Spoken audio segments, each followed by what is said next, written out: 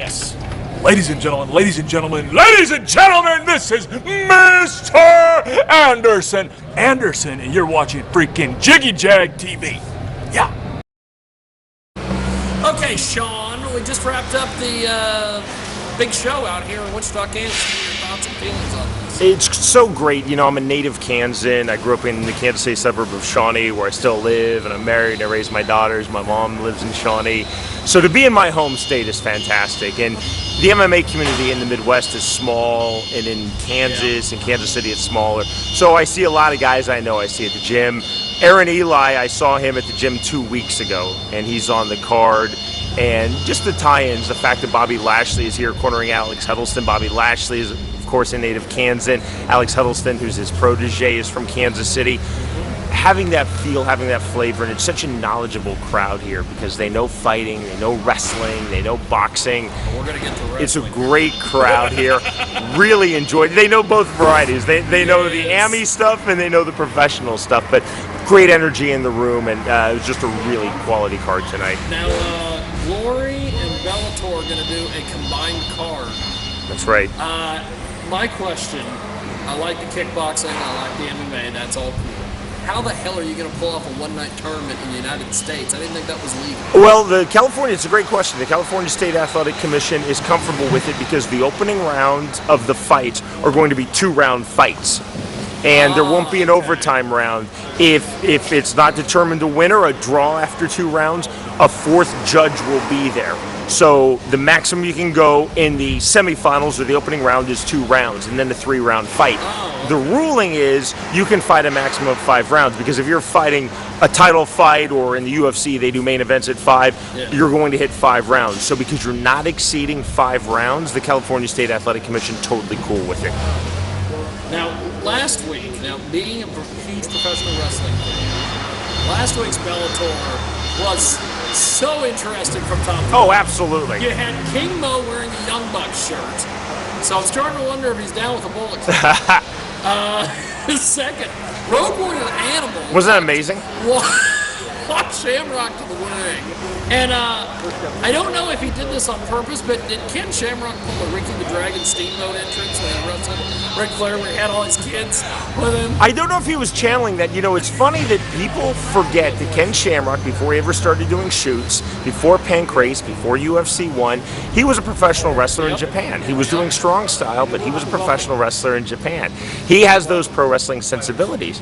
But it's funny because I was backstage. We have some pre-recorded segments, allow us to go backstage, take a break, go to the bathroom. I'm like, why is the Road Warrior here? Because when we have rehearsals, we're rehearsing the entrances, but it's without the participants. They're rehearsing the entrances with stand-ins, and it's for lighting and the timing cues and the music cues, and for Jimmy Smith and myself. But I had no idea. And I thought, wow, how cool is that? I remember when I announced Affliction 2, I saw The Undertaker.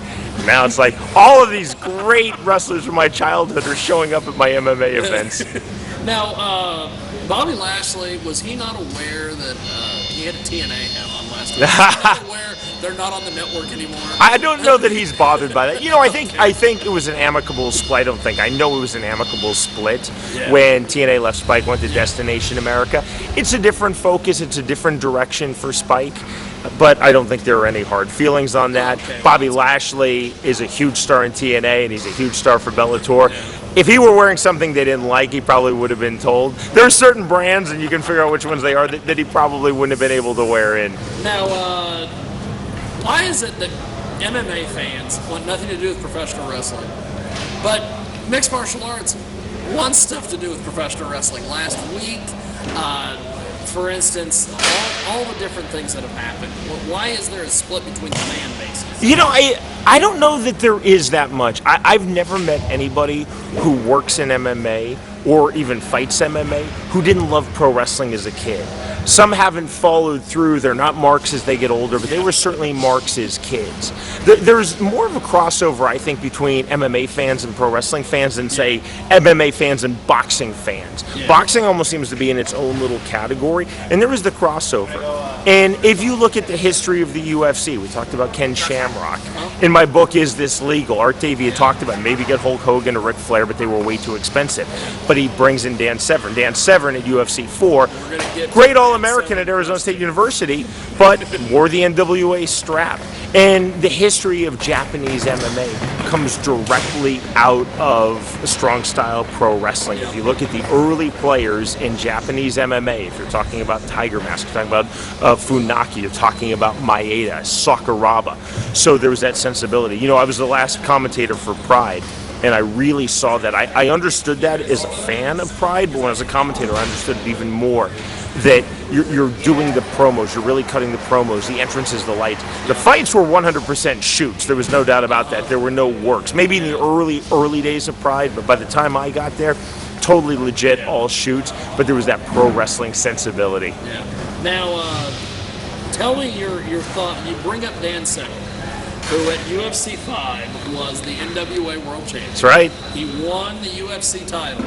Can there be in this era, I guess in this current era of MMA, could someone like Bobby Lashley win the TNA belt and then be able to win the Bellator belt and be able to do both? Oh, I think so. I think if you look at the roster for heavyweights in Bellator, there's no reason why Bobby Lashley, even at age 38, couldn't be the Bellator heavyweight world champion.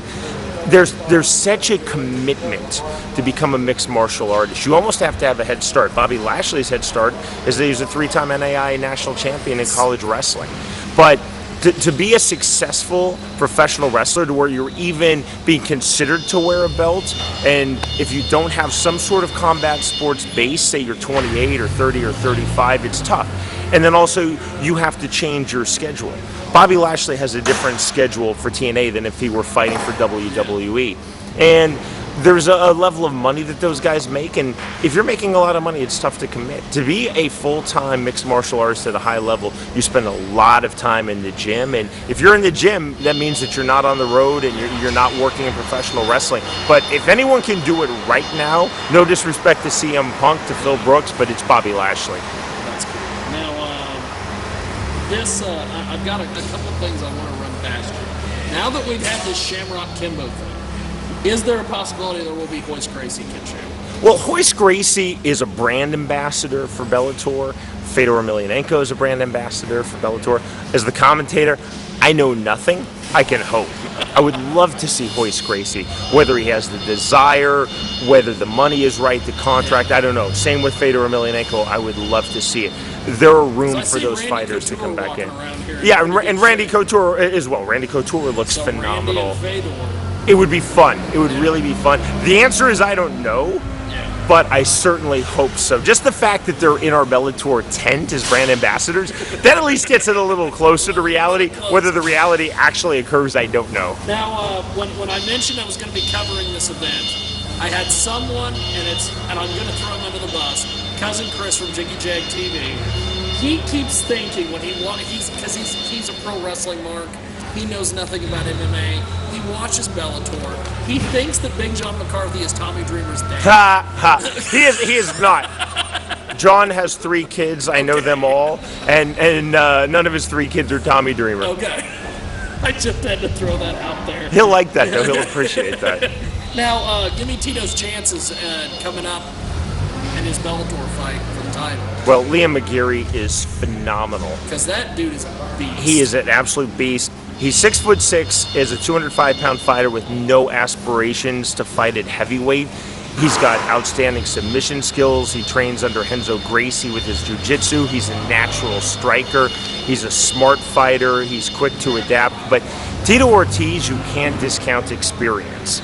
Will he be the favorite? Absolutely not. Would it be a huge surprise if he won? Absolutely it would. You can't discount Tito Ortiz. Tito Ortiz has shown that he is still relevant in the sport. He had a great college wrestling pedigree. He is truly one of the legends in MMA. And because he hasn't fought a lot over the last 4 years, his body has not suffered that wear and tear. He's able to rehabilitate his neck injury, get his back healthy. He most definitely has a chance. He'll be the underdog, but he has definitely has the chance. And Liam McGeary I know very well. I wouldn't say he's in awe of Tito Ortiz, but he really appreciates Tito Ortiz. And sometimes it's tough to fight someone who you really appreciate, who you really look up to. Yeah, I have a a couple more questions for you. Take as much time as you want. I love speaking to you. Now, UFC, you're a historian. You and I get along because of the fact we both are big marks for history. Absolutely. Yep. Is it true that that they were going to hold UFC fight in the Kansas Coliseum and Bob Dole stopped it? That's the thing that I have never heard that, but I speak to Art Davie, the UFC founder, 5-6 times a week. We'll be speaking tomorrow. I will ask him.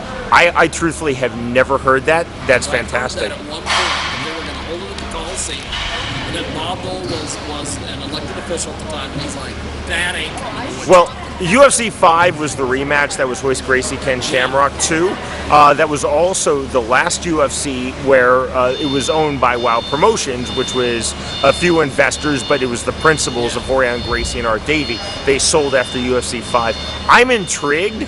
I will ask Art Davie tomorrow. Next time we talk, I will have a definitive answer. But I can tell you, because I refereed boxing starting in 1994 in Kansas, there was no athletic commission. Yes. So it was really the will of the local politicians. Yeah. It could have happened. If Bob Dole got involved, it's possible. But again, there was no athletic commission. There was no ABC, Association of Boxing Commission. I'm very intrigued on that, though. Okay, you're a professional wrestling fan just like I am. What the hell do you think of the Bullet Club? That's a great question. That's a very loaded question. Let me answer it in a general sense. Okay. I love how pro wrestling keeps going through these renaissances, these resurgences. They keep reinventing themselves, because when you watch a match, you're seeing, once the match actually starts, you're seeing things that aren't that dissimilar to how it was done 30 and 40 years ago. But the angles that are played, like the Bullet Club, the way that it works, I'm just continually fascinated. And just in a bigger picture too, how the ratings, TNA has done very well in Destination America, and WWE is exploding again since the last WrestleMania. It seems like pro wrestling has the ability to always attract new young fans and then re-engage older fans who maybe moved away, who are coming back to it. I think we're in that period again right now. Now, Bellator has got a lot of things coming up. Why did they get away from the tournament format? It's very simple. It's a great question. It's a change in philosophy. A year ago this month, June of 2014, Bjorn Rebney was let go as Bellator's CEO. His shares in the company were bought out, so he has zero relationship with the company. He's no longer there. That was his philosophy. That was his idea of the tournament-based system. Scott Coker, who had headed Strikeforce until they sold to the UFC, saw a need for certain tournaments. Like in September, we're doing the one-night, four-man tournament. But it's matchmaking. The flaw of this system with the Bellator tournament was that once you had a rematch that people wanted to see, it wasn't easy to make it happen. Classic example. So Michael Chandler defeats Eddie Alvarez to take the title in 2011. Chandler's undefeated. It's arguably the fight of the year. Under the Bellator structure at the time, Alvarez was going to have to go back in the tournament, win 3 fights, then get a rematch. You're talking a minimum of 9 months, and probably more like 14 or 15 months. They started changing the rules, but the tournament concept was a great way to build some stars. It was a horrible way to maintain stars, and it was a system that just couldn't sustain itself. Spike realized that. Scott Coker realized that. Once Bjorn Rebney was out, no disrespect, he brought me in 6 years ago, and I owe him a lot in my career. But everyone, including myself, realized that it was just not realistic. It wasn't sustainable to have the tournament formats. That's why you're seeing great fights. That's why you're seeing great matchups. Let's take the two fighters with the heat, let's put them together, and let's really engage the fans. That's why our ratings are up. That's why the popularity of Bellator worldwide is up. Two more questions for you. Absolutely. How's the podcast going? Yeah, podcast is fun. It was pitched to me. I thought about doing a podcast for a long time, and I'm a career broadcaster. I've been doing this stuff since I was 18. Started in radio. I love radio. Worked my way into TV, and I wanted to do a podcast. I wasn't sure how, and it was pitched to me. Would you like to do a podcast? And my answer was yes, if I can do it with John McCarthy. To which they said, yeah, absolutely, you can do it with Big John McCarthy. So it's a company out of Edwardsville, Illinois, a St. Louis suburb called Ignotainment Media Network. We just recorded our 17th episode. I love it. Every week, the show has gone up in listenership at least 5%. We've been listened to in something like 81 or 82 countries. Continues to grow. I have so much fun. We don't have to hold back. All they say is talk about combat sports and try to keep it right around an hour, hour and 10 minutes. Other than that, say what you want. I'm having a blast with it. John McCarthy is one of my best friends. We're having so much fun on the podcast. I see those pictures of you guys recording that podcast. It's not so much you or him that I mark out about. It's the broadcast equipment.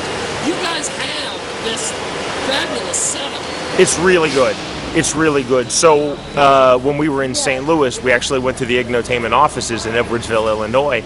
It's a full-on radio studio. Now, normally we do it over Skype, the wonders of Skype. I'm on my laptop in Kansas City. John's on his laptop at his home in Los Angeles. They mix it in that great studio in Edwardsville. But we actually got to do the show when we were in St. Louis for Bellator. This week we did it out of John's hotel room here at Kansas Star Casino. But the wonders of Skype. 5 years ago, we would have been doing that on ISDN line. 10 years ago would have been very tough. I don't know if there was such a thing as podcasting 10 years ago, but it had to have been a radio show. We probably would have had to have gone to a studio. Skype makes all of that possible and accessible. Now, what do you see for Bellator coming down the line as far as are they going to try to do another pay-per-view? Is there things, what's some of the future stuff you think? Well, from what I've been told, the pay-per-view is not really in the business model right now. It's about getting people to engage in the brand, to watch us. We had 2.9 million viewers for Kimbo Slice versus Ken Shamrock. That's the second most watched fight on cable television for MMA this year, second only to Conor McGregor versus Dennis Seaver on Fox Sports 1. So that Bellator fight beat every other fight broadcast on Fox on cable, on Fox Sports 1, on FX, on Fox Sports 2 this year. Bellator is focused on Spike. We're owned by Spike. We have a phenomenal relationship. It's not even a partnership. It's just that we're a major program. We're an anchor for them. More shows, I think, coming. Bigger signings coming in. Josh Koscheck was just announced from the UFC. Yes. Phil Davis has come and joined us. We're a viable brand. Scott Coker did it with Strike Force, and he's doing it with Bellator. I'm not an us or them. I want the UFC to succeed. I want World Series of Fighting to succeed. I want one championship to succeed. I want the regionals. I want the mom and pops to succeed because I want the Jim Ross of MMA. Well, I want the sport of MMA to do well. Yeah. And within that parameter, I want Bellator to do extremely well and to get bigger and bigger. So we're competing with the UFC for the top stars. There's not a bad thing that's going to come out of competition. The fighters win, everybody, including myself, who works in the fight industry wins, and the fans win. Awesome. Final question, when are you coming back on the radio show? Anytime you want me, just ask. I'm an easy guy to get a hold of when I'm not on site at Bellator. Just leading a quiet life in Shawnee, Kansas. It's amazing. Amazing. Well, thank you, sir. Thank you, my friend. Appreciate it. Thank you.